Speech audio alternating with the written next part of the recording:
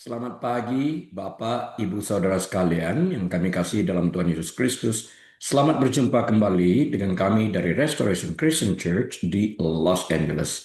Hari ini, hari Minggu, tanggal 22 Maret tahun 2026, saya Hari Lee, Gembala Sidang, akan membahas sebuah topik yang saya beri judul dalam seri ini, The Unexpected Life, yang akan saya ambil dari Yohanes 11 ayat 5 sampai 6, tapi kita akan mempelajari seluruh chapter 11 ini ayat 1 sampai 45 yang akan saya ringkas nanti dalam bagian-bagiannya. Kita awali dengan doa. Tuhan, kami terima kasih kebaikan Kau dalam kehidupan kami. Biarlah Engkau menuntun kami mengerti firman-Mu, rencana-Mu, dan tolong kami menjadi pelaku yang aktif dari kebenaran firman-Mu saat kami lakukan memerdekakan kami. Di dalam nama Tuhan Yesus kami menerima. Haleluya. Amin. Baik, Bapak Ibu Saudara sekalian, mari kita buka Alkitab kita kepada kitab Injil Yohanes pasal yang ke-11 ayat yang ke-5 dan yang ke-6. Saya bacakan untuk kita sekalian.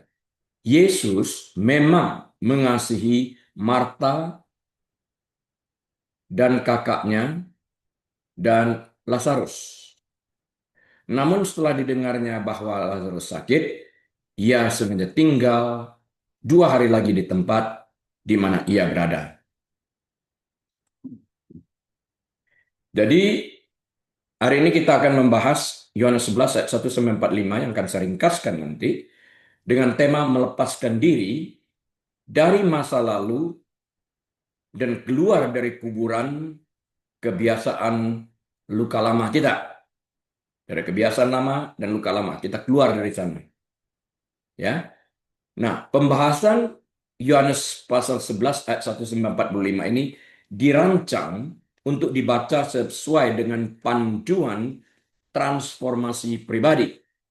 Kita akan menelusuri kisah Lazarus step by step, bukan hanya sebagai mujizat sejarah, tetapi sebagai blueprint tentang bagaimana kita dapat meninggalkan, tanda petik, kuburan pribadi kita sendiri. Ya, kita mulai dengan cerita sebagai ini. Tentang bau kuburan. Yesus takut nggak sih terhadap bau kuburan tersebut? Mari kita telusuri. Kita, Bapak Ibu Saudara sekalian, memiliki kuburan di dalam kehidupan kita masing-masing. Itu adalah tempat di hati kita di mana kita mengubur hal-hal yang kita anggap sudah mati dan hilang, sesuatu yang memalukan. Nah, pernikahan yang gagal misalnya, trauma masa kecil karena mengalami kekerasan dalam rumah tangga oleh orang tua dan sebagainya, kecanduan yang terus-menerus, apapun bentuk kecanduan tersebut, atau mimpi yang terhalang dan tidak menjadi kenyataan. Kita menggulingkan batu di atasnya dan mencoba untuk pergi, berharap dunia tidak akan mencium bau busuk kekecewaan kita tersebut. Nah, tetapi di dalam kitab Injil Yohanes pasal yang ke-11 ini, kita bertemu dengan Tuhan Yesus yang tidak takut akan baunya. Kita bertemu dengan Yesus yang berdiri di tempat-tempat tergelap dan paling tertutup dalam hati kita, dan ia akan berkata, singkirkanlah bau itu. Mungkin kita akan berkata, Tuhan, aromanya nggak sedap, bau Tuhan. Tuhan berkata, singkirkan. Ya, dan dia akan membangkitkan dari keterpurukan kita, dari trauma masa lampau kita, dari keterlukaan kita menjadi sesuatu yang baru. Nah, kebangkitan Lazarus bukan hanya mujizat sejarah tentang seorang pria yang kembali ke kehidupan fisiknya. Itu adalah blueprint spiritual atau rohani tentang bagaimana kita sekalian dapat mengalami kehidupan yang tidak terduga. Kehidupan yang dimulai tepat di tempat kita mengira semuanya telah berakhir. Kita kuburkan, tapi justru bangkit kembali. Karena Yesus yang berkata, gulingkan batu itu, dan memanggil kita keluar. Seperti dia memanggil Lazarus. Lazarus, come forth. Lazarus, keluar. Ya. Kita semua memiliki faktor sebelum dan sesudah. Ada 2 faktor, faktor sebelum dan faktor sesudah. Kita semuanya memiliki ini. Di antara kedua titik ini, seringkali ada ruang, yaitu ruang yang gelap, tempat di mana harapan tampaknya telah mati, terkubur. Bagi Lazarus, ruang itu adalah kuburan batu di Betania, antara sebelum dan sesudahnya.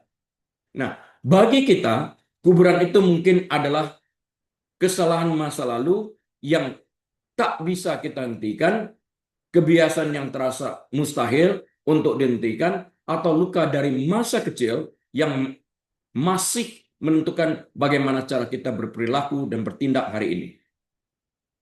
Ya, kisah kebangkitan Lazarus ini adalah salah satu kisah yang paling terkenal dalam Alkitab. Tetapi kita seringkali terlalu fokus pada mujizatnya, yaitu dia bernapas kembali. Sehingga kita melewatkan mujizat yang berjalan keluar. Mujizat Lazarus berjalan keluar ini. Ya, apa yang terjadi? Karena dia harus melewati garis di pasir itu tadi. A line in the sand. Yang akan kita pelajari nanti. Yesus tidak hanya ingin Lazarus tidak mati, Yesus ingin Lazarus bebas. Hari ini Yesus memanggil namamu, namaku, sama seperti dia memanggil nama Lazarus. Dia berdiri di pintu masuk apapun yang menahanmu dan berkata, keluarlah. Dalam arti bebaslah dari apapun yang menahan dan membelenggu. Keluar dari sana. Itu panggilan dan perintah dari Tuhan Yesus. Oke, frasa ini, tapi sebelumnya sudah barang tentu kita harus menyingkirkan batu itu. Orang-orang sekeliling kita, lingkungan kita. Yesus pun berkata kepada orang banyak yang hadir di kuburan, singkirkan batu itu. Jadi untuk membangkitkan itu kita perlu lingkungan di mana kita berada untuk membantu kita menyingkirkan batu yang menutup masa lampau kita, yang menutup kematian masa lampau kita ini. Keterlukaan kita, kegagalan kita, kesalahan-kesalahan kita, apapun itu yang berusaha kita tutup dan kita kuburkan. Frasa ini merujuk pada titik balik yang penting banget. Gitu ya. Momen yang begitu signifikan sehingga membagi garis waktu hidup menjadi dua era yang berbeda. Inilah garis batas itu, line in the sand. Garis batas. Karena hidup di dua era yang berbeda, before and after, sebelum dan setelah. Di mana kita hidup sebelum suatu peristiwa terjadi dan hidup setelah sebuah peristiwa terjadi. Di mana hidup sebelum sesuatu peristiwa terjadi, kita orang yang sama yang keluar dari sebelum dan menikmati masa setelah adalah orang yang sama dengan kualitas yang berbeda. Ya, jadi di mana kita sebelum suatu peristiwa terjadi bukanlah orang yang sama setelah kita keluar dari peristiwa tersebut. Orangnya sama, namanya sama, tanggal lahirnya masih sama. Tapi pola kehidupannya karena pola berpikirnya berubah sama sekali. Karena ada sesuatu yang terjadi di dalam faktor kehidupannya itu sendiri. Dia keluar dari faktor sebelum menjadi faktor setelah. Mari kita lihat gambaran panggilan, bukan panggilan. Mari kita lihat gambaran pembagian waktu ini, era ini, sebelum dan setelah dalam konteks kisah Lazarus dan pertumbuhan pribadi kita sendiri. Sebelum itu artinya versi diri kita dikubur. Ini adalah kehidupan yang ditentukan oleh pola lama, keterbatasan, dan kain kafan saat kita dikubur. Pola lamanya. Sebelum, artinya seringkali nyaman karena sudah familiar, meskipun menyakitkan. Kita sudah familiar dengan kehidupan itu. Berapa banyak orang yang saya kenal juga di dalam pelayanan konseling, mereka memilih untuk sekian tahun, 12 tahun, 15 tahun, 20 tahun, untuk hidup di dalam penderitaan siksaan yang menurut saya nggak masuk akal.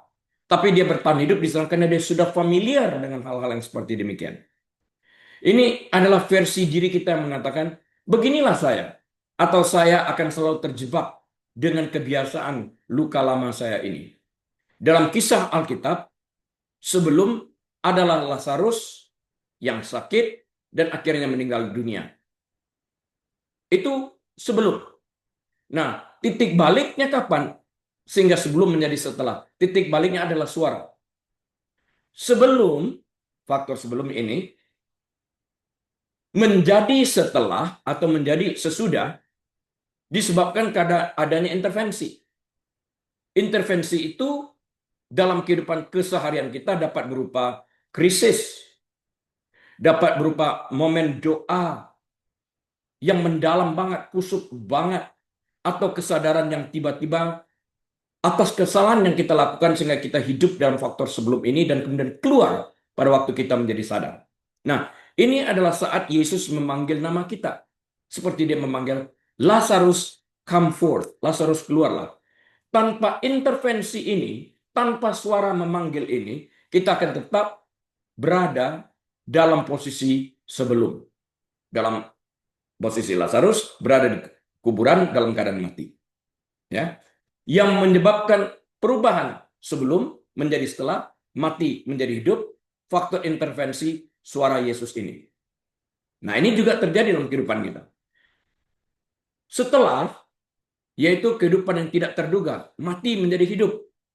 Tidak terduga oleh Maria, tidak terduga oleh Marta, nggak terduga. Ya. Setelah itu berarti tidak selalu sempurna.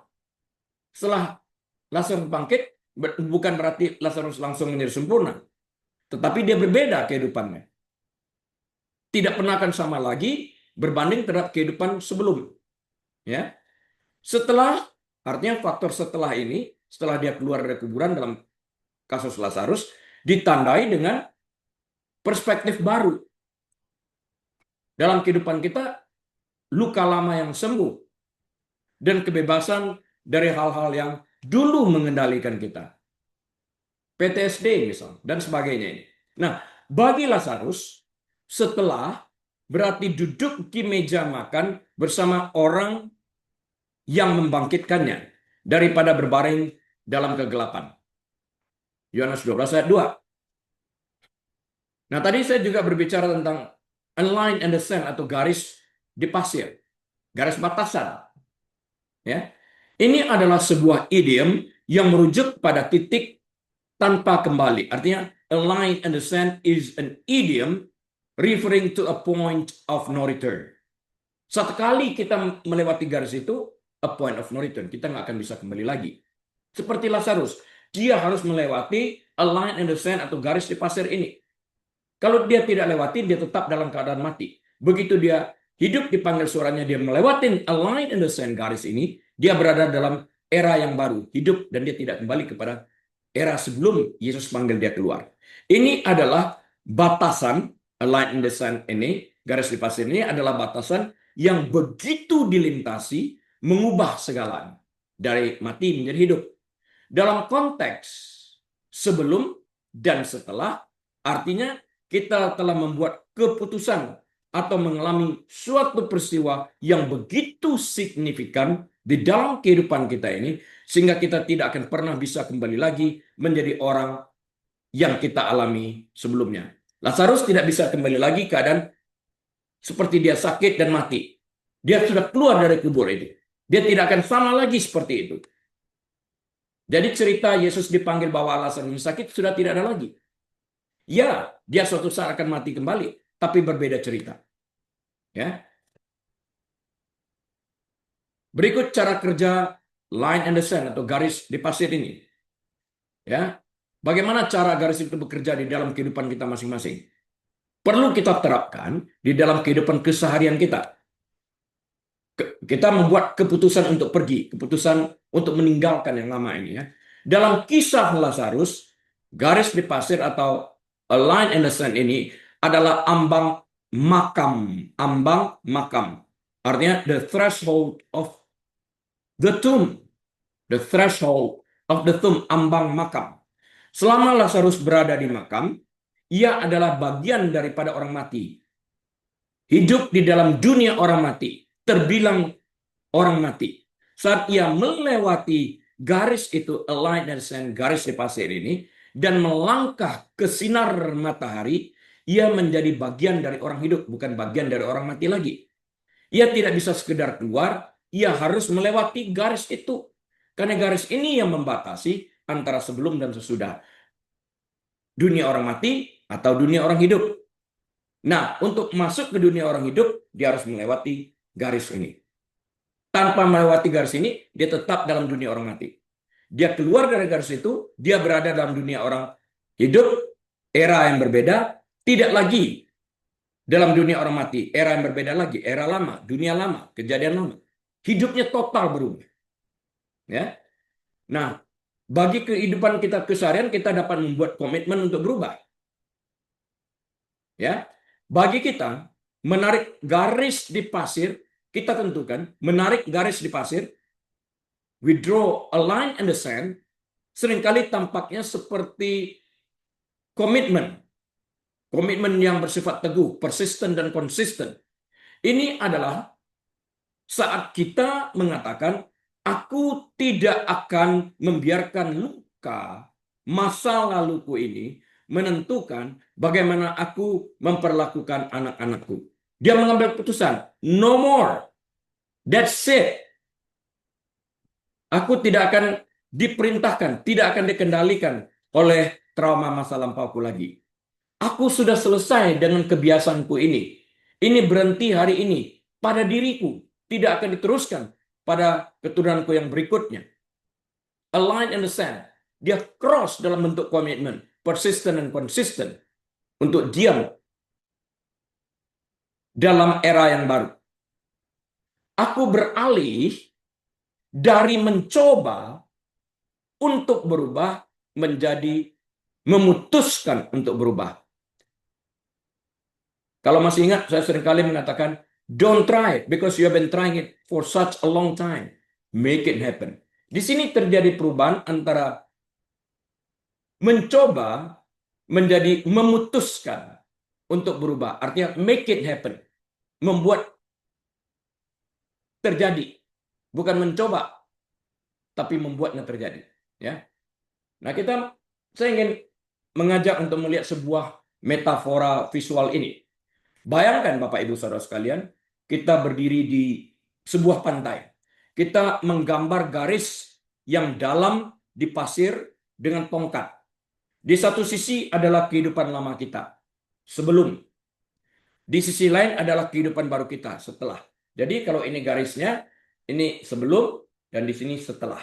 Ya, melintasi garis itu berarti kita meninggalkan kain kafan di belakang. Dunia mati kita tinggalkan, kita berada di dunia baru. Kapan terjadi? Saat kita melewati garis di pasir ini. Line in the sand. Ya. Kita mengakui bahwa meskipun masa lalu telah terjadi, masa lalu tidak lagi memiliki kekuatan atau power untuk tetap bersama kita saat kita bergerak maju sehingga mendapat menang dia. Tidak lagi. Ini titik penting. Kita harus lewatin line in the sand. Ya. Key thought-nya itu seperti apa? Pikiran utamanya kita seperti apa? Apa fokus kita pada mana? Garis di pasir adalah tentang finalitas. Lewat atau tidak lewat. Ini adalah momen ketika kita berhenti melihat ke belakang, ke makam, dan mulai melihat ke depan tentang kehidupan yang tidak terduga ini. Di hadapan kita terbentang luas. Sebuah metafora sederhana. Bayangkan seperti kita sedang merenovasi rumah kita. Kita bayangkan kita sedang merenovasi rumah kita. Ya. Sebelum adalah rumah dengan atap yang bocor dan wallpaper yang mengelupas. Anda telah tinggal di sana begitu lama sehingga Anda bahkan tidak lagi memperhatikan baunya. Setelah direnovasi, rumah sama tetapi telah dibongkar dan dibangun kembali. Itu masih alamat rumah yang sama. Nomornya sama. Yang tinggal di sana sama. Tetapi cara Anda hidup di dalamnya telah berubah sepenuhnya. Tidak ada bau mold lagi. Tidak ada bau-bau lembab lagi dan sebagainya. Dan kita juga tidak khawatir akan atap rumah yang jatuh akibat bocor yang sudah sekian lama. Kita juga tidak khawatir akan ada air yang menetes pada saat hujan. Semuanya telah baru di dalam hal ini. Saat kita menjadi sembuh daripada keterlukaan masa lampau, tidak ada saat tombol ditekan kita tidak merasakan seperti yang kita alami sebelum kita sembuh, karena pola pandang kita berubah. Rumah ini pun telah menjadi baru di dalam hal ini. Ya, berubah. Kuburan sudah ditinggalkan. Eranya adalah dunia orang hidup, bukan lagi dunia orang mati. Bukan dunia lama, dunia baru. Pada intinya, ini adalah keyakinan bahwa sejarah Anda, Bapak, Ibu, Saudara sekalian, tidak harus menjadi takdir Anda. Tidak. Apakah Anda ingin menjelajahi area spesifik dalam hidup Anda, di mana Anda merasa saat ini Anda berada di tahap sebelum dan ingin bergerak maju ke posisi setelah? Komitmen itu penting. Anda harus melewati line in the sand. Anda harus melewati garis di pasir ini. Penundaan. Bisa nggak kita menunda? Oh, bisa. Tapi selama Anda menunda, selama itu Anda berada dan tinggal di dalam lubang kuburan tersebut. Nah, kalau kita lihat di sini, penundaan dalam arti yang berbeda. Ketika Tuhan terlihat terlambat, kita tahu Tuhan mempunyai waktunya sendiri. Timetable-nya Tuhan itu berbeda dengan kita. Ya, kisah ini dimulai dengan sebuah krisis. Lazarus sakit dan saudara perempuannya Maria dan Marta mengirim kabar kepada Yesus. Mereka berharap dia akan segera datang menemui mereka. Namun Yesus tinggal di tempatnya selama 2 hari lagi. Pada saat dia tiba, Lazarus telah meninggal selama 4 hari. Bagaimana cara berjalannya cerita ini? Waktu Maria dan Marta mengirim berita, perjalanan sampai ke tempat di mana Yesus berada dari Betania memakan 1 hari perjalanan. Waktu berita diterima oleh Tuhan Yesus, itu hari pertama, sebenarnya Lazarus sudah mati. Yesus mengatakan penyakit ini tidak membawa kematian. Padahal Lazarus waktu berita diterima oleh Yesus sudah mati. Si pembawa berita tidak tahu, tapi Yesus tahu.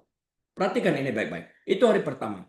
Kemudian dikatakan Yesus sengaja menunggu 2 hari lagi. Jadi sudah berapa hari dia mati? 3 hari.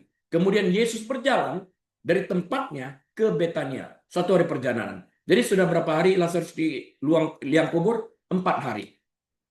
Itu pengertiannya seperti itu. Mengapa dia menunggu sampai total 4 hari membiarkan Lazarus di kuburan? Karena orang Yahudi zaman itu kebudayaannya percaya 3 hari nah rohnya masih melayang di sana. Mungkin dia mati klinis, begitu pemikiran mereka. Walaupun tidak mungkin. Tapi kalau 4 hari pembusukan sudah mulai terjadi, no way dia bisa bangkit kembali. Jadi Yesus menunggu 4 hari supaya jangan ada kata-kata orang Farisi, Saduki atau ahli Taurat yang mengatakan lain. Yesus ingin menunjukkan Lazarus sungguh-sungguh mati dan kebangkitannya murni kuasa Tuhan. That's it. Nah, di Timur Tengah kuno, saya jelaskan, ada kepercayaan umum bahwa jiwa melayang di dekat tubuh selama 3 hari. Pada hari keempat, semua harapan itu telah sirna. Tubuh telah mulai membusuk. Bagi mata manusia, itu bukan lagi hanya situasi yang sulit. Itu adalah situasi yang mustahil kalau Lazarus bangkit. Namun Lazarus bangkit. Pernahkah Anda merasa Tuhan melewatkan kesempatannya untuk membantu Anda? Seperti ini. Kok nggak datang ya? Katanya sayang. Mungkinkah Anda berdoa untuk disembuhkan dari suatu penyakit? Atau Anda kehilangan pekerjaan sekalipun Anda beriman, berdoa, dan berpuasa? Kita sering berpikir bahwa jika Tuhan tidak bertindak sesuai waktu kita, dia tidak bertindak sama sekali. Tetapi Yesus menunda karena dia tidak hanya ingin menyembuhkan orang sakit, dia ingin menyatakan kebangkitan, memberikan sebuah kehidupan baru, pengalaman baru. Orang itu berubah total. Terkadang kegagalan rencana kita adalah satu-satunya cara Tuhan menunjukkan kepada kita kehidupan yang tidak pernah kita bayangkan. Ya, Maria dan Marta harusnya tahu Itu perjalanan memakan waktu 1 hari, mengirim orang untuk mengirimkan pesan kepada Yesus di tempat Yesus berada itu 1 hari. Dia tahu seharusnya, pada waktu itu saudaranya mati, bahwa berita itu terlambat diterima Yesus. Sekarang 2 hari lagi. Dan Maria berkata nantinya, Tuhan, andai kata engkau ada di sini, saudaraku tidak mati. Dia menginginkan kesembuhan, tapi Yesus memberikan yang terbaik. Percaya saja, aku adalah kebangkitan dan hidup itu. Percayakah? Mereka menjawab, aku percaya saat nanti, pada waktu kebangkitan. Bukan, saat ini, akulah kebangkitan dan hidup itu. Dia mau mengajar ini, iman itu bertumbuh di sana pada waktu melihat ini. Ya, percaya saja katanya. Nah, kemudian kita melihat lagi di kuburan itu ada apa? Ada batu yang menutup di mana Lazarus ada, supaya baunya tidak keluar. Batu yang menutupi kuburan Lazarus ada di sana.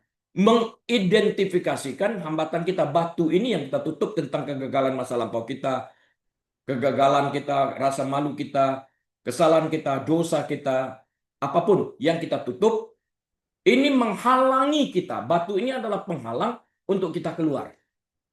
Batu ini harus disingkirkan oleh orang-orang yang berada di sekitar kita, membantu kita untuk keluar. Mereka menyingkirkan terlebih dahulu batu ini. Mereka memberi pengertian kepada kita. Kita harus mau. Nah, ketika Yesus akhirnya sampai di kuburan, ia memberikan perintah yang aneh. Singkirkan batu ini.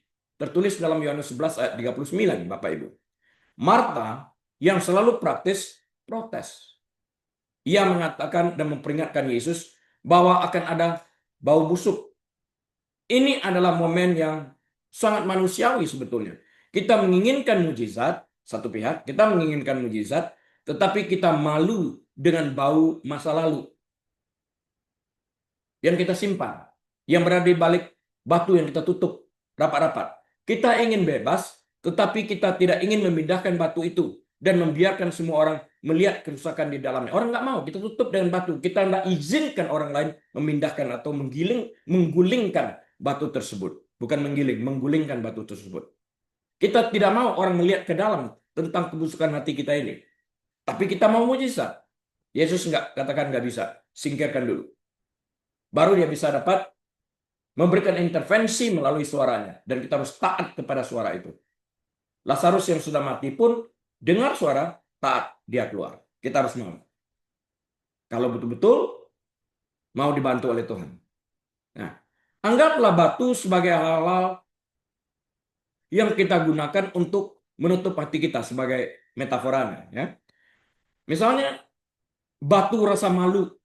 Jika orang tahu apa yang telah aku lakukan selama ini, mereka tidak akan pernah memandangku dengan cara yang sama lagi. Ya, mungkin ada orang seperti itu, mungkin juga tidak. Itu kan perasaan kita. Batu perlindungan diri, batu rasa malu, batu perlindungan diri, batu sinisme. Kalau batu perlindungan diri itu seperti apa? Batu perlindungan diri ini seperti ini. Aku tidak akan pernah membiarkan siapapun cukup dekat untuk menyakiti aku lagi. Ya. Batu sinisme seperti apa? Tidak ada yang pernah berubah dari dulu. Jadi mengapa aku harus mencoba? Yesus bisa saja memindahkan batu itu hanya dengan sebuah pikiran atau mengucapkan sepatah kata saja. Tapi dia adalah pencipta alam semesta. Dia menyuruh orang-orang untuk melakukannya, untuk melibatkan orang sebelum mujizat terjadi. Mengapa? Karena melepaskan diri, karena melepaskan diri dari masa lalu membutuhkan kerjasama kita. Agar Lazarus dapat keluar dari dunia orang mati, melewati line in the sand, garis di pasir ini, masuk ke dalam era baru dunia orang hidup, batu harus disingkirkan terlebih dahulu. Agar Lazarus dapat keluar. Dengan batu sebagai penghalang, Lazarus tidak dapat keluar. Ya. Jadi orang-orang ini ikut bertanggung jawab, mengambil bagian untuk melihat perubahan yang terjadi pada Lazarus. Orang-orang di sekeliling kita membantu kita untuk menggulingkan batu yang menutup rasa malu, masa lampau kita yang sangat mengecewakan sebagainya, agar sebuah kebangunan rohani itu kita dibangkitkan dari kematian itu sendiri. Kita harus rela membuka bagian-bagian buruk kita, bagian-bagian busuk kita dalam hidup kita masing-masing dan membukanya kepada terangnya Kristus sebelum mujizat itu dapat terjadi. Begitu batu digulingkan, sinar matahari masuk. Kemudian intervensi suara. Lazarus, marilah keluar. Lazarus, come forth. Lazarus, marilah keluar. Kemudian datanglah saat yang mengubah segalanya. Yesus berseru dengan suara lantang, keras. Lantang, keras. Lazarus, marilah keluar. Yohanes 11 ayat 43. Nah, para teolog sering bercanda bahwa jika Yesus tidak menyebutkan nama Lazarus, semua orang di pemakaman akan keluar. Itulah kekuatan firman-Nya. Ya. Bagi Anda, pembebasan dimulai ketika Anda menyadari bahwa Yesus memanggil nama Anda setelah batu digulingkan. Dia tidak memanggil versi yang lebih baik dari diri Anda. Dia juga tidak memanggil orang yang Anda harapkan Anda akan menjadi siapa dalam 5 tahun ke depan. Tetapi dia memanggil versi Anda yang saat ini terjebak dalam kegelapan. Anda dipanggil dalam keberadaan Anda. Bukan setelah Anda menjadi baik, karena itu nggak mungkin. Karena ini adalah perubahan terjadi Anda. Lewatin garis ini. Pada waktu Anda mendengarkan intervensi dari Tuhan, suaranya. Come forth. Ayo keluar. Kehidupan yang tak terduga terjadi kan? Dari mati menjadi hidup kan? Nah, kehidupan tak terduga kita dimulai saat kita memutuskan untuk mendengarkan suara Kristus lebih dari suara masa lalu kita. Inner critic itu sering terjadi. Sesuatu telah terjadi lama, tapi suara itu masih berdengung di dalam diri kita. Kita harus mengambil keputusan, berkomitmen untuk mendengarkan suara Kristus melampaui suara inner critic, suara-suara negatif yang ada di dalam pikiran kita ini. Masa lalu kita berkata, inner criticnya, kamu masih orang yang gagal, kamu bisa apa? Yesus berkata, keluarlah. Masa lalu kita berkata, sudah terlambat. Lihat, kamu belum berhasil sampai saat ini. Yesus berkata, akulah kebangkitan itu sendiri. Akulah kebangkitan itu. Nah, kita harus mendengarkan suara Kristus ini lebih daripada inner critic atau suara di dalam batin kita itu yang kita dengar di masa lampau dari orang-orang mengkritik karena akan abuse kita. Ya. Kain kafan itu merefleksikan apa? Nah, kita akan belajar sepintas di sini ya tentang kain kafan. Pekerjaan melepaskan ikatan. Kan Yesus mengatakan, lepaskan dia dari ikatannya ini, dari kain kafan ini. Lazarus keluar saat dipanggil, tetapi ia belum siap untuk berpesta. Alkitab mengatakan ia keluar, kaki dan tangannya masih terikat dengan kain kafan dan mukanya tertutup dengan kain peluh. Tercatat itu di dalam Yohanes 11 ayat 44. Nah, bayangkan Bapak Ibu Saudara sekalian, pemandangannya seperti ini. Seorang pria yang hidup, bernafas, tetapi masih tampak seperti mayat. Ia bernapas, benar, tetapi ia tidak dapat berjalan dengan mudah karena terikat dengan kain kafan. Ia memiliki mata, tetapi ia tidak dapat melihat dengan jelas karena kain penutup wajah menutup penglihatannya. Disinilah banyak orang Kristen hidup. Kita telah menerima karunia hidup yang baru dari Allah, tetapi kita masih mengenakan pakaian kehidupan lama kita. Ya, Anda mungkin telah diampuni, tetapi Anda masih mengenakan kain kafan dari kecanduan lama. Anda mungkin telah menjadi ciptaan baru, tetapi Anda masih terbungkus perban, kepahitan terhadap mantan pasangan atau orang tua, dan sebagainya. Yesus memandang jemaat dan berkata, lepaskanlah dia dan biarkan dia pergi. Lepaskan ikatan itu, biarkan dia pergi. Freedom. Let him go. Ini menunjukkan bahwa pelepasan diri seringkali merupakan proses yang terjadi di dalam sebuah komunitas. Kita membutuhkan orang lain untuk membantu kita melepaskan lapisan-lapisan lama dari siapa kita dulu. Pertama, menggulingkan batu, kita membutuhkan komunitas. Yang kedua, melepaskan ikatan dari kain kafan ini, kita perlu juga orang lain yang membantu melepaskan kita ini. Mungkin kita memerlukan seorang mentor, seorang konselor, seorang gembala yang hadir, gembala yang benar, yang hadir di dalam kehidupan kita, membantu kita melepaskan ikatan-ikatan ini. Berdoa, bergumul, memberikan empati, hadir di dalam kehidupan kita. Penting. Sebuah keajaiban nyata terjadi. Ini kasus yang benar-benar terjadi, yaitu kasus Ian McCormack. Ya, untuk memahami bahwa kekuatan doa dan kehidupan tak terduga bukanlah hanya sekedar cerita kuno yang terjadi zaman dulu di dalam Alkitab. Kita dapat melihat kisah modern zaman kini yang terjadi pada Ian McCormack. Kisah ini terjadi pada tahun 1982. Ian pada waktu itu adalah seorang pemuda yang sedang menyelam mencari lobster di lepas pantai Mauritius. Ian disengat oleh 5 ubur-ubur kotak. Salah satu makhluk yang paling berbisa di bumi ini, di laut. Saat tiba di rumah sakit, ia dinyatakan meninggal secara klinis. Meninggal secara klinis, tidak memiliki denyut nadi, dan selama kurang lebih 15-20 menit ia tidak sadarkan diri. Mati secara klinis artinya dia sudah tidak bernapas, jantungnya sudah berhenti berdetak, tetapi fungsi-fungsi tubuhnya belum totally shut off, belum sepenuhnya berhenti. Masih dibutuhkan beberapa menit ke depan sampai itu betul-betul shut off. Ini mati klinis dalam window period sekian menit ini. Jika kita melakukan tindakan medis, melakukan CPR, penyetroman dan semuanya, dan orang itu berhasil bernapas kembali, organ tubuhnya akan berfungsi kembali dengan baik. Yang lalu saya pernah mengirimkan devosi tentang seorang dokter ini yang sudah mati 85 menit, 1 jam 25 menit. Ketika istrinya berdoa, dia bangkit kembali. Seorang dokter di Sydney, di Australia. Bisa baca devosi saya itu.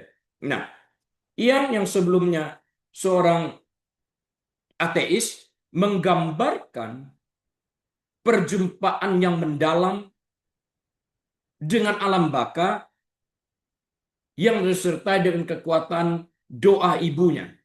Saat ia meninggal, artinya saat Ian meninggal, ibunya yang berada ribuan mil jauhnya dari tempat dia menyelam mencari lobster, merasakan dorongan ilahi untuk berdoa bagi putranya. Kita perlu, kalau dorongan itu ada, kita harus berdoa. Saya seringkali mengalami hal-hal seperti gini. Entah teman yang sudah lama dari SD kelas 3, teringat, doakan. Atau gerai jemaat, apapun yang tempatkan dalam roh saya itu, saya doakan ini. Ya, ibunya ini berdoa sesuai dengan pimpinan Roh Kudus ini.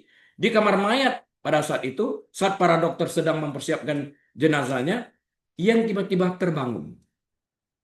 Kesembuhannya adalah hal yang mustahil secara medis setelah dokter menyaksikan flatline, dinyatakan mati, setelah 20 menit tidak bergerak, mati. Tetap masih 20 menit lagi koma dia, dikatakan di sana sebagai koma, padahal dia sudah mati.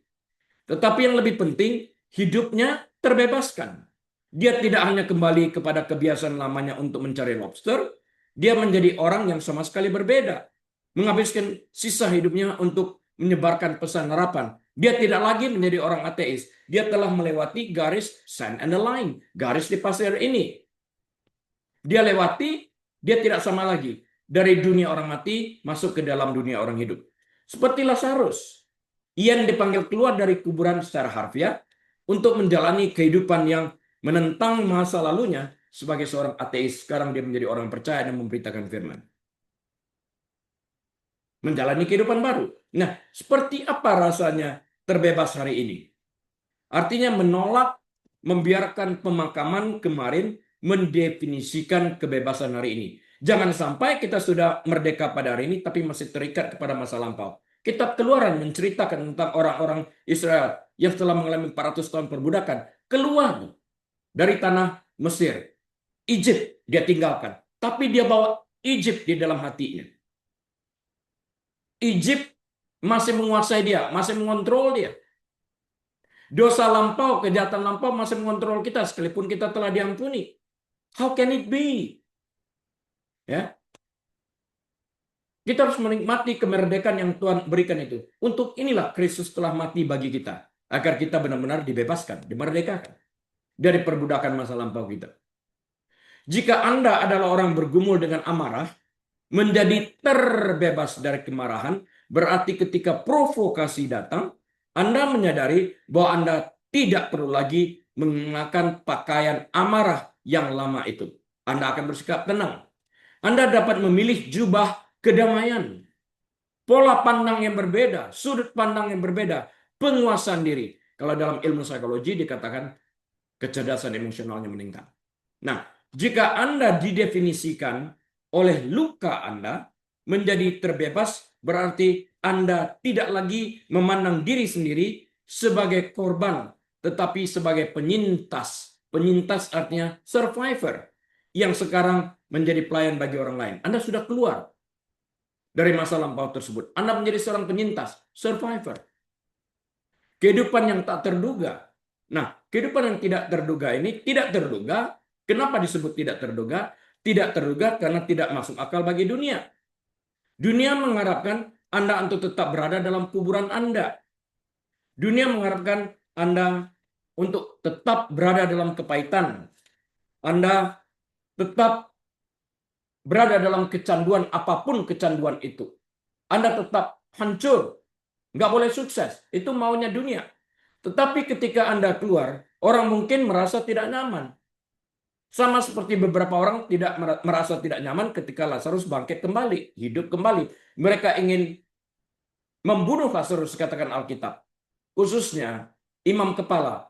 Yang lalu saya sudah berbicara bahwa imam kepala ini adalah orang Saduki. Orang Saduki tidak percaya malaikat dan tidak percaya kebangkitan. Demi untuk menyelaraskan teologi mereka bahwa tidak ada kebangkitan, mereka ingin menghapus bukti yang ada bahwa Lazarus bangkit dari mati. Harusnya mereka menyesuaikan visi mereka. Oh, ternyata ada kebangkitan. Kenapa tidak menyesuaikan ini? Mereka ingin menghilangkan bukti bahwa Lazarus itu bangkit dengan membunuh Lazarus. Mereka ingin menulis ulang sejarah. Kan nggak mungkin. Karena itu mereka ingin membunuh sumber yang memberikan kehidupan Yesus dan bukti kehidupan Lazarus yang dibangkitkan. Tetapi kebebasan Anda adalah kesaksian bahwa kubur tidak berdaya di hadapan Sang Pemberi kehidupan, yaitu Yesus yang masih bekerja sampai hari ini. Nah, kesimpulannya apa? Tinggalkan pakaian kuburan. Saat kita mengakhiri perjalanan melalui Yohanes pasal yang ke-11 ini, pertanyaannya akan tetap sama. Apa yang masih Anda kenakan yang seharusnya berada di dalam kuburan? Harus ada di sana. Kain kafan, kain peluh harus ada di sana. Lazarus bisa saja tetap tinggal di dalam kubur karena itu aman dan dikenal. Dia bisa saja tetap mengenakan perban karena dia sudah terbiasa dengan perasaan itu. Tapi Yesus memanggilnya kepada sesuatu yang jauh lebih baik. Dalam konteks ini, dikenal mengacu pada keakraban dan prediktibilitas dari perjuangan seseorang saat ini atau kuburan spiritual. Ya, ini menunjukkan fenomena psikologis dan spiritual di mana kita terjebak dalam situasi buruk hanya karena kita memahami cara kerjanya. Sedangkan perubahan, bahkan perubahan positif, terasa berisiko karena kita tidak ketahui. Nggak apa-apa lah, aku diam aja di dalam masa lampauku ini. Aku sudah familiar dengan masa luka-luka ini. Aku sudah terbiasa. Setelah ini aku akan disiksa seperti ini dan ini.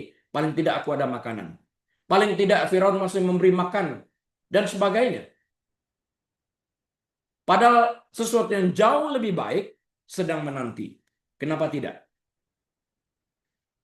Berikut adalah uraian tentang apa yang dimaksud dengan dikenal dalam bagian ini. Dikenal dalam arti kenyamanan dari hal yang akrab, comfort zone-nya. Meskipun suatu situasi menyakitkan, seperti kecanduan misalnya, obat-obatan, narkoba, kebiasaan buruk, pornografi, atau siklus depresi. Hal itu memberikan rasa kepastian. Anda tahu apa yang diharapkan setiap hari, hari lepas hari. Meninggalkan kuburan berarti melangkah ke cara hidup baru yang belum Anda kuasai, yang bisa menakutkan. Ada orang yang bertanya, jika aku memilih untuk dibaptis, apakah aku tidak boleh melakukan dosa kebiasaanku yang satu itu, yang aku sangat cintai. Ini dia. Dia tidak mengerti bahwa dia harus meninggalkan semua kebiasaan buruk itu untuk masuk dalam kebiasaan baru orang hidup, dunia orang hidup, bukan dunia orang mati. Nah, dikenal dalam arti kenyamanan dari hal yang akrab, comfort zone-nya harus keluar dari sana. Dan kemudian penghindaran resiko. Di dalam kuburan, Lazarus tidak memiliki harapan yang dibebankan padanya, kan nggak tahu. Begitu ia melangkah keluar melewati sand and the line, line and the sand, maaf bahasa yang terbalik, line and the sand, garis di pasir, ia harus menghadapi kehidupan, dia harus menghadapi tanggung jawab dan orang-orang di sekitarnya. Dikenal dalam hal ini berperilaku dalam posisi setelah, artinya tidak lagi hidup dalam posisi sebelum. Anda memiliki identitas diri yang baru karena yang lama telah berlalu. Tidak lagi berada dalam kuburan, di luar kuburan. Dalam kuburan mati, di luar kuburan hidup. Garis tengahnya ini telah Anda lewatin. Line and the sand-nya, garis di pasir ini telah dilewatin. Ya. Identitas dalam perjuangannya itu kan seperti apa? Terkadang, Bapak, Ibu, Saudara sekalian, kita mengenakan pakaian kuburan kita, dalam arti kesalahan masa lampau kita, atau label masa lampau kita. Begitu lama kita mengenakannya, sehingga hal itu menjadi identitas kita. Kita menjadi dikenal oleh diri kita sendiri, dan oleh orang lain melalui trauma atau kegagalan kita. Melepaskan pakaian itu berarti harus mencari tahu siapa kita tanpa label-label lama tersebut. Siapa jati diri kita yang baru ini di dalam Kristus itu. Kita harus mencari tahu itu dan mengenalkan itu di dalam kehidupan kita. Jangan lagi mau dikenakan kuk perhambaan yang lama, kata Alkitab.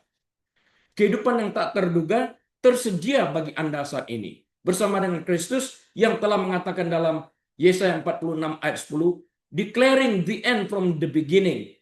Dia tahu akhir dari segala sesuatu sebelum segala sesuatu itu dimulai. Jadi aman kita jika kita membonceng pada Yesus ini.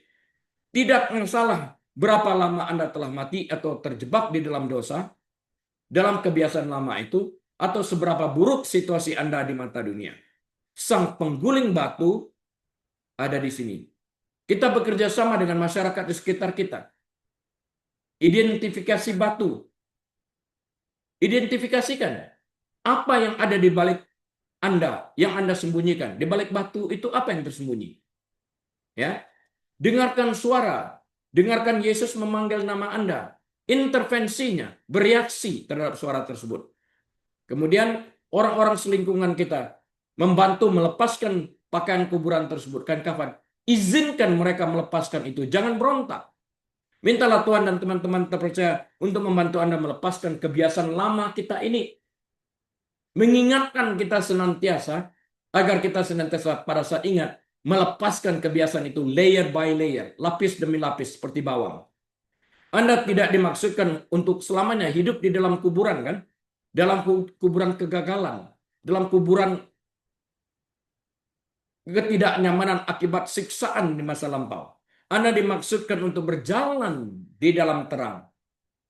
Dengarkan suara Sang Juru Selamat yang memanggil kita keluar. Dan berikan respon. Amin. Tuhan Yesus, hamba-Mu telah selesai berbicara. Biarlah Roh Kudus terus memimpin jemaat yang ada mengerti apa yang disampaikan. Jemaat yang dikasihi Tuhan, mari kita buka pintu hati kita selebar-lebarnya. Angkat kedua tangan, terimalah berkat Tuhan. Tuhan memberkati engkau dan melindungi engkau. Tuhan menyinari engkau dengan wajahnya dan memberi engkau kasih karunia. Tuhan menghadapkan wajahnya kepadamu dan memberi engkau damai sejahtera. Tuhan membuat engkau menjadi kepala, bukan ekor, naik, tidak pernah turun. Diberkati saat engkau masuk, diberkati saat engkau keluar. Diberkati bakulmu, diberkati tempat adonanmu. Engkau memberi pinjaman kepada banyak bangsa sementara engkau sendiri tidak pernah meminjam. Dan sekalipun bersatu musuh menyerang engkau, namun bertujuh jalan mereka tercerai-berai. Tangan Tuhan melindungi dan menyertai engkau.